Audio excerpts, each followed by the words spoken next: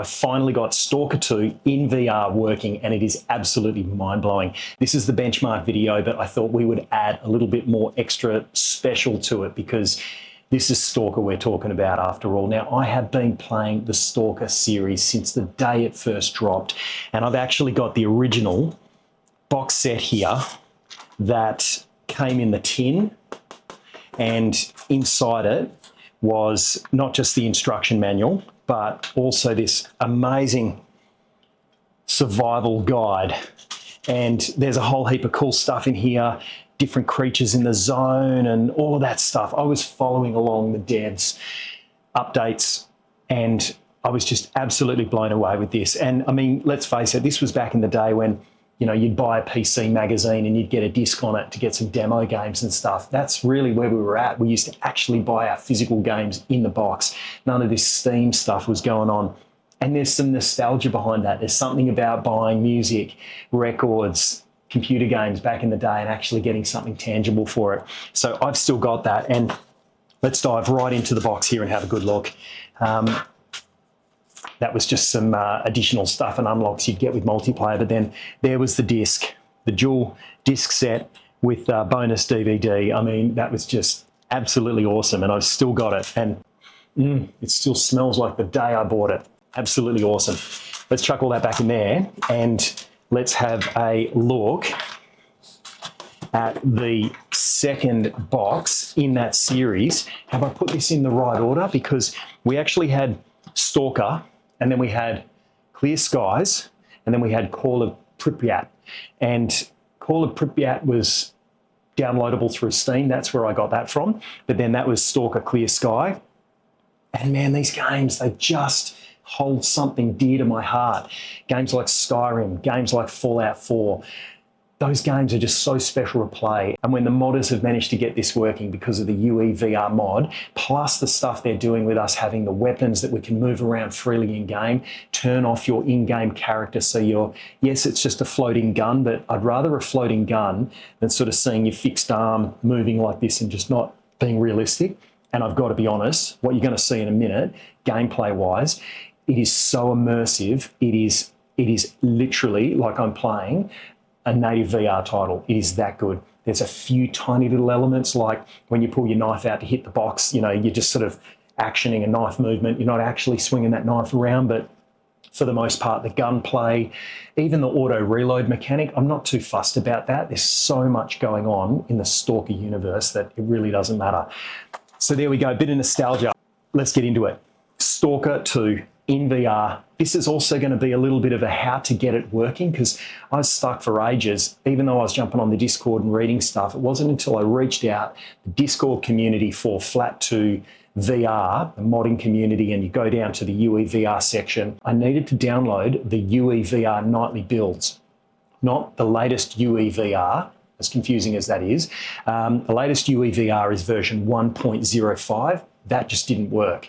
If you download the nightly builds, the latest nightly builds, you are in business. Instantly it got it working. So I'll put a link to that in the description. Like and subscribe, share these videos with all your crazy friends. And we've got to give a huge shout out to Steve from Hardware Unboxed, because without him lending me the Supreme OC 5090, we would not be able to do this benchmark review. So massive thank you to Steve from Hardware Unboxed. Let's go. Right, so the first thing you're going to want to do is jump on the Discord and join the Unreal Engine VR if you haven't already. Navigate down to Games. I've got Stalker 2 pinned already, but if you click on Games and then search in this top bar at the top here for Stalker, it'll auto search without hitting enter. Stalker should come up. If you click on that, I find for me it's not opening full screen straight away, and I struggled to find where the pin was initially. Click on the ellipses, open in full view, and then you'll see the pin. This is where you're going to want to go for instructions. So click on the pin. Here is the link to Nexus mods where we can download the Stalker 2 VR mod. So let's do that first. We'll jump to Nexus and we can see here, this is the particular mod. We scroll down, really good instructions here. So I won't deep dive into the instructions here. You can follow that from those links and it'll show you the relevant places where you need to copy and paste various things and change various settings. Plus these particular mods that you need. So there's 3 here. There's the Stalker 2 tweaks, there's the removes DOF when aiming, and then no ADS zoom. So these 3 here are needed. Plonk those into their respective spots, follow this view model FOV, and you should be pretty well good to go. Any issues though, happy for you to put something in the comments and I'll help as much as I can, but the Discord is the best place to be. So let's jump back to the Discord and the nightly builds. Where do we get those from? So if you click on the GitHub, and then at the very top, you'll see the UEVR nightly builds. I didn't even know that was there, silly me. So click on that.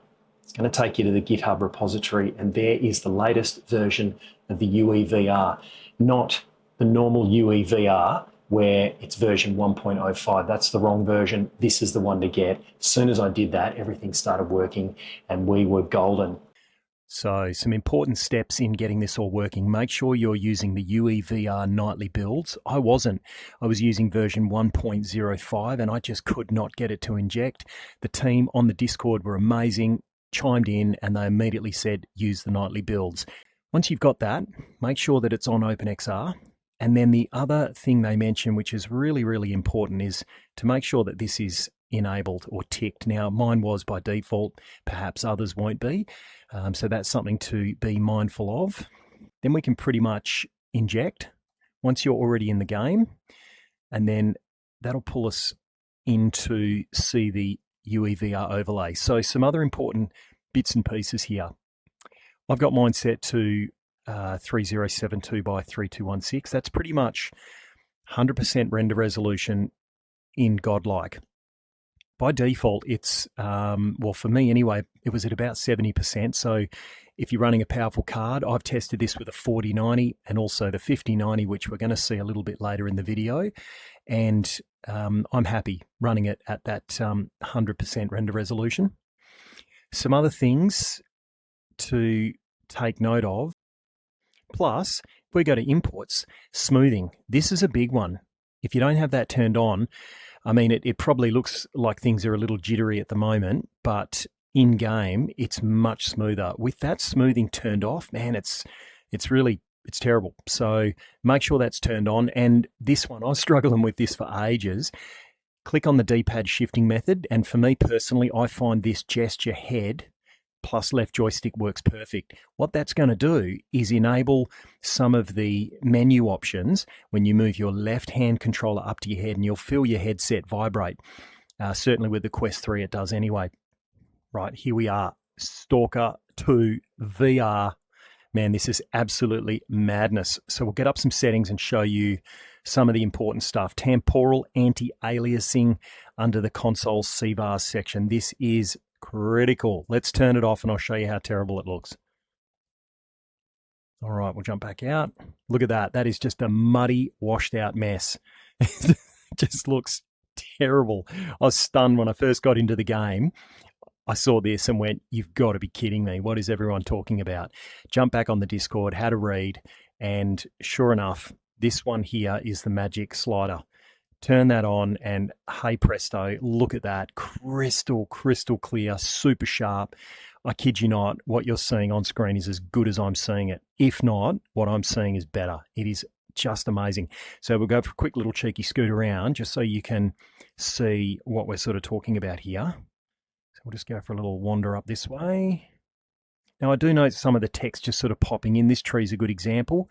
As you get closer, it just starts to sort of pop and get sharper as you get closer. I guess that's just part of the game engine. I'm not sure. We'll go for a cheeky little wander down this way. But textures, everything is just looking fantastic. Now, I am running the RTX5090 for this little cheeky little playthrough, but the 4090 is equally capable of handling this game with a few tweaks. So let's get into some of those tweaks and I'll show you what I'm talking about. So if we jump to the game settings here. Okay, so I've got everything on Epic. If we make our way down through it all, the only one is probably motion blur and depth of field. I've got all those low, and DLSS quality. Now, some people are stating DLAA. Look, your mileage may vary. Maybe DLAA is a little sharper. Frame gen is off, of course. There's no frame gen in VR. FSR 3.1 is disabled. Shadow quality is epic, and global illumination, reflections, everything else is on epic. If you want to get some extra frames, you can turn down the sky, you can turn down fog and clouds, and shadows. They're ones that you're probably not going to notice as much, and they will get you a few frames. So we'll do a little bit of a test in a minute. For the benchmarking though, we've got everything fully maxed out. Godlike render resolution is at 100%. I found when I was actually for the very first time in the overlay that the render resolution was only showing at about 70%. So down in the 2000s. I've bumped that up so that we're at pretty much what Steam's going to do to super sample your headset to 100%, and what obviously Godlike will do in virtual desktop. So 3072 by 3216 is where you want to be, and then that will show you a render resolution of 100%. Now, I have seen some people commenting and some references to using Space Warp, or at least their footage is using Space Warp. Honestly, if you're able to hit a reasonable frame rate, I reckon anything over probably 60 and you're golden. I've got my VR legs. I've been gaming for ages like this, so I'm okay with it. But I would really only be using Space Warp if you're struggling with that FPS. Ideally, you don't want to use Space Warp for these kind of first-person shooters. But again, it's subjective. You may want to use it so you can get that extra frame bump. Okay, let's talk haptics for Stalker 2. Now, I do have the Pro Volva from ProTube. This is a fantastic bit of kit. It's damn expensive, but man, it is worth every cent. However, it has a problem and does not work with Stalker 2 VR, or Stalker 2 for that matter. I don't know why you'd use it on Pancake, but you know what I mean. So the issue with it is it doesn't want to interface with VDXR through Virtual Desktop or the UEVR mod for some weird reason. It wants Steam VR.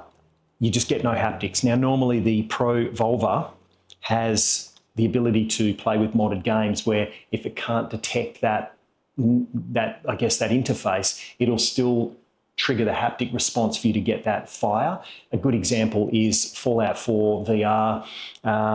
That works perfectly. Normally when I'm running Steam VR for it, but using VDXR, it's just not happy. Anyway, I do also happen to have the Enforcer, and I'll put links in the description to the review videos I've done for both of these. But the benefit with the Enforcer is this does not use any software. So,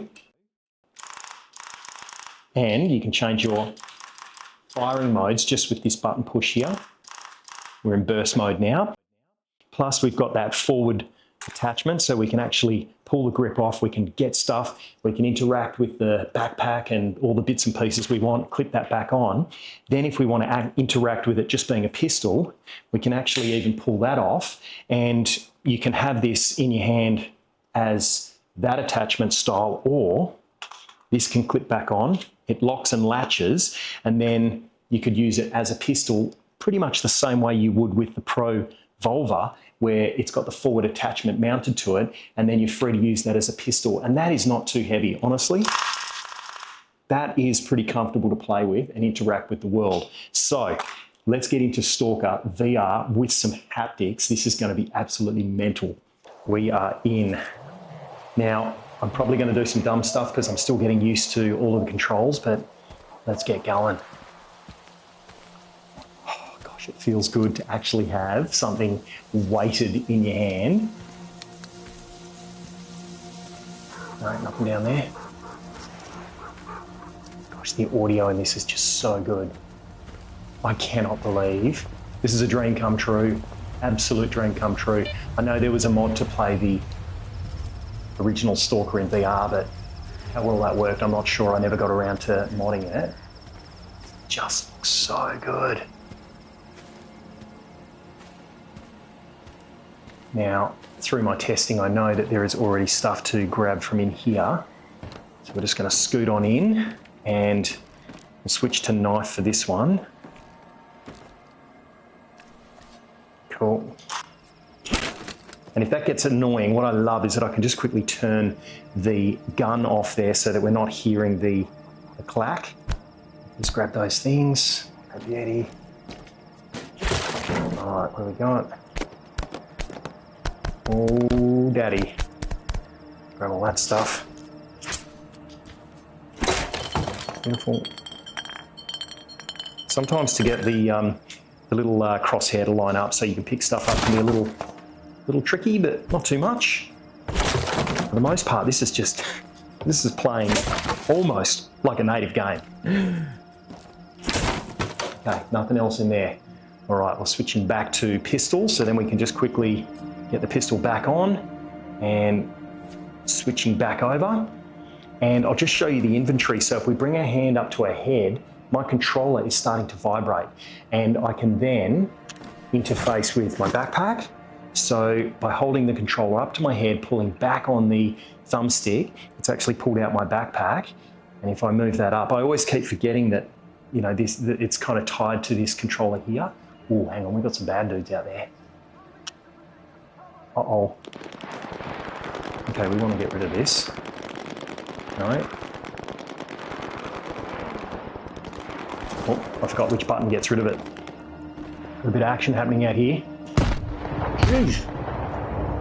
Hey, it looks like they've got a swarm of dogs coming. We might actually make our way up over here. Let's go.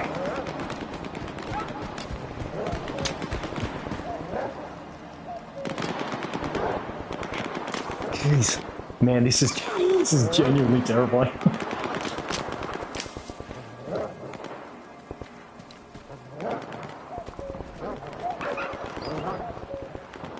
That sounds so close.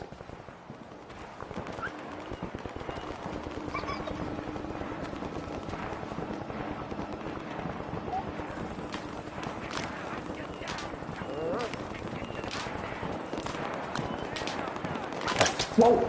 We're being shot at. Going for it. I'm being shot at.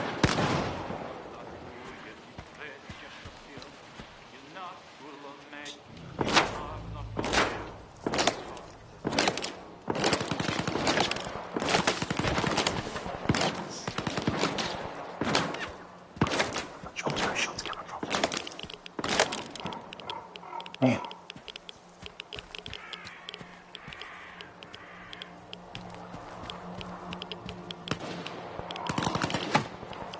You're being shot at. Well, they just rode rounds flying past them. Oh man, there is a serious gunfight going on up there.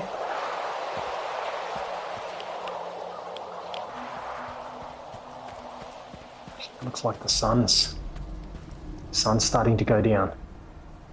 Oh, the atmosphere is absolutely wild. Now, I'm certain I saw someone in this building. You dead meat, fuckhead! Oh my God.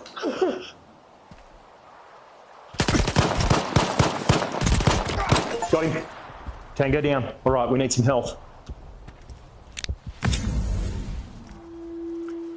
Okay, so that's how you can get your health. So if you move your controller up, as I showed before, and then thumbstick to the left, that will give you your health.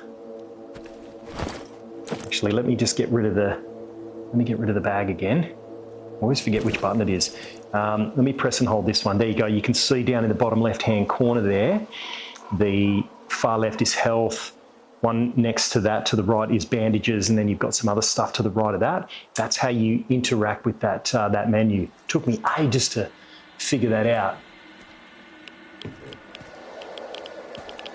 Okay, there's probably instructions on the Discord on how to do all this, and silly me, I read half of it and just dived straight in. I was so excited.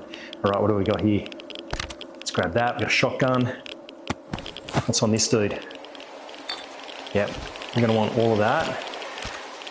What does that love heart mean? Oh, does that mean it's broken? Don't know. We'll take it anyway. I've kind of just taken everything at the moment. Okay, we've got dudes everywhere. What's going on here? Yep. We'll take it. We'll take it. Oh, okay, we need to read that. We'll read that later. Beautiful. I'm just literally hoarding everything at the moment. Oh, this is so good. My wife's at work at the moment, and I probably got a couple of hours up my sleeve of being able to have some serious game time. Oh, wicked. Okay, we've got our first AR pretty much from the tutorial. So, no, that's my light. So this one here, there we go. So if we press the little middle finger hold, that's how we can interface with this here, and then this right thumb hat will swap around. My gosh, look at that.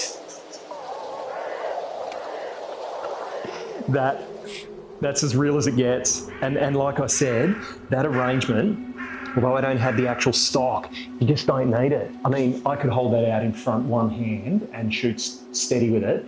There's no forward attachment interface, so it really doesn't matter. Hang on. Oh gosh. Which button's what? Oh, there we go. Okay. Oh man. All right, we are stuck. Wow, what's in here? Okay.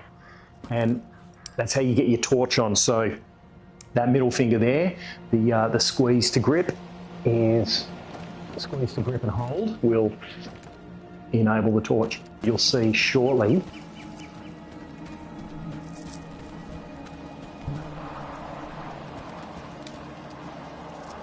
Don't know if we need to be checking cars and stuff.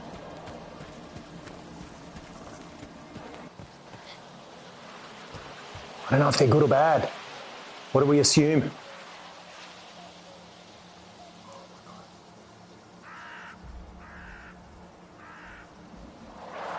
Not sure.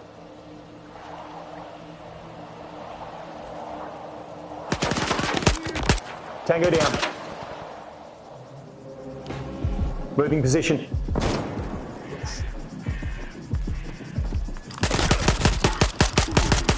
Oh, we're out.